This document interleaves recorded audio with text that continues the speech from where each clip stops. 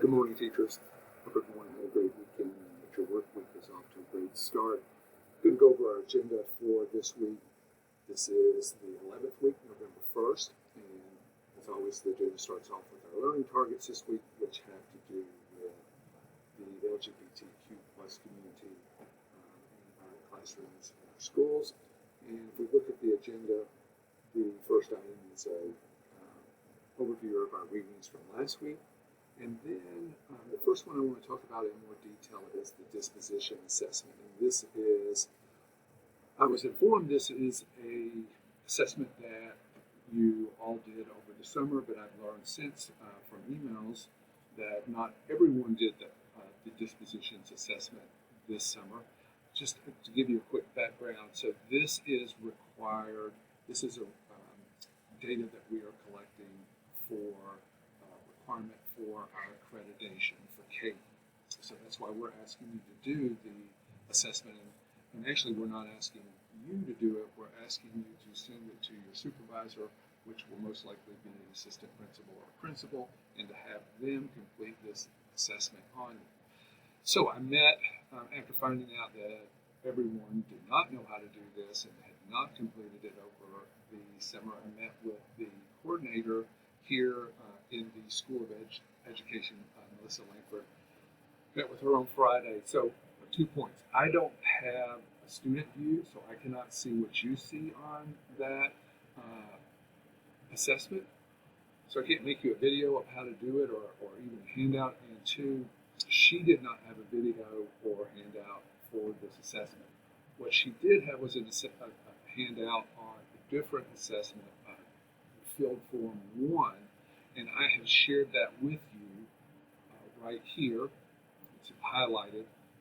And my understanding is that the steps, the instructions for sending Field Form 1 are the same instructions that you would need for sending the dispositions assessment form or the dispositions assessment to your supervisor. You do want to let them know that you're sending that. Let them know that the email will come from Chalk and Wire. That's the program that we're using. And again, just to give you a little background. So this is the first year that we've used this, starting this summer. The reason that we made the transition is because, one, I think it is cheaper for the institution, but also Chalk and Wire is a technology that we're using already here. The previous tool was called LiveText, so I think Chalk and Wire is cheaper for the institution, but more importantly, it's free to use. So everybody had to buy, all students had to buy LiveText, which was $120, $30, and now students do not have to purchase anything. Let your principals or your supervisor know that they should be getting an email from Chalk and Wire, and then also let them know if they have not gotten that it is could be in their spam, their junk folder on their email. Once they complete it, the assessment, you should and submit it, you should get an email from them. An email from Chalk and Wire, that is, saying that it's been submitted. If you have any additional questions about that, you can email me. After looking over the instructions for how to submit the assessment, if you're still struggling, let me know. I'll wait a week or so until I hear back from everyone who's struggling, and then I'll set up like a group Teams meeting with Melissa, and she can walk everyone through it if after looking at the instructions you still aren't able to get it sent out. Okay, with that said, I'm moving to our next item, which is our readings for this week. And as I mentioned earlier, we're going to be reading about LGBTQ plus students, parents, colleagues, and I have a couple of items I want you to read. So let me back up. So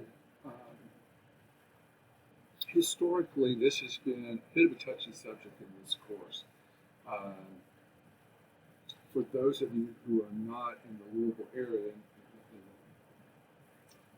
for a period of time, the first 4 years or so that I taught this course online, there were just students from the Kentucky And for those of you who are not in the Kentucky area, you may not know that the largest school system, second largest school system in the state of Kentucky is the Catholic school system. And so this was a bit of a touchy issue, the topic of LGBTQ plus, and as how that topic, the importance of that topic in our districts, our schools, and our classrooms.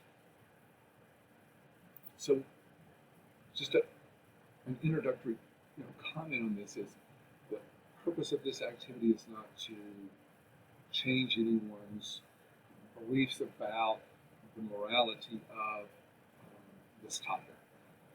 The reality is, regardless of what our stance is on this topic being the LGBTQ plus community, we are going to have students, we do have students in our classroom, we have parents and guardians of those students, and we have colleagues who are members of this community, and so we need to educate ourselves about it and how we can meet their needs to create a welcoming classroom and a curriculum that is aligned with their needs.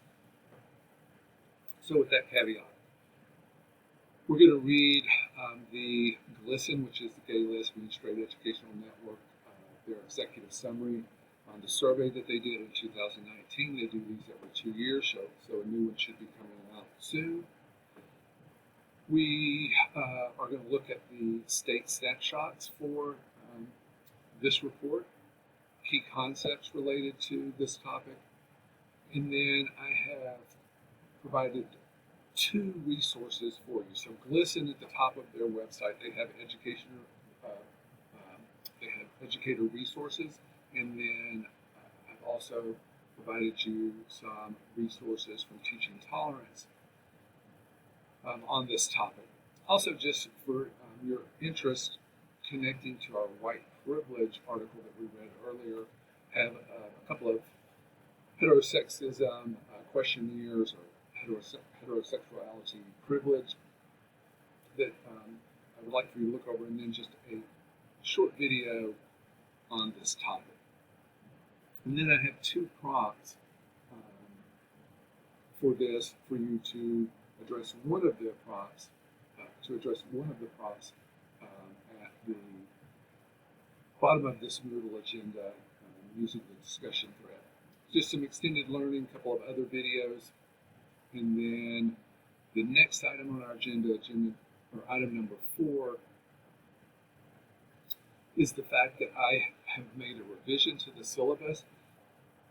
Initially, this topic, we would have talked about it for 2 weeks, and actually in the past I've had students in this course develop a professional development on the topic of LGBTQ+,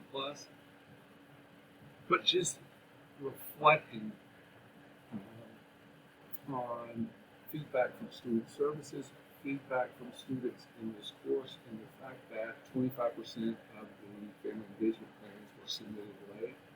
I thought that I would make next week, I would revise the syllabus calendar and make next week a work week for your vision papers.